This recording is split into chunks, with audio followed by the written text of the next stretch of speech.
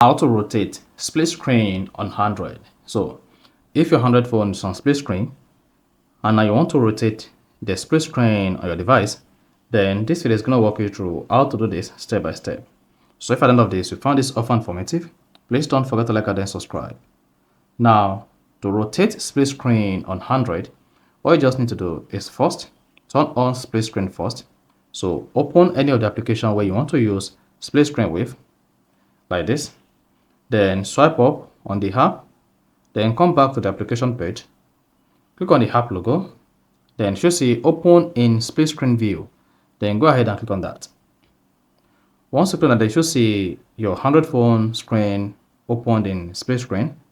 Now to rotate the split screen view on your Android, just scroll down the control center, locate portrait. If portrait is locked, unlock it, then you should see auto rotate, or press and hold it. Then once you press and hold it, you should see all the feature of the auto rotate here. Then make sure you turn on auto rotate, home screen, lock screen, voice call rotate, and then you can also turn on show rotate button on navigation bar so that you can easily rotate your phone screen from the navigation bar. So click on done.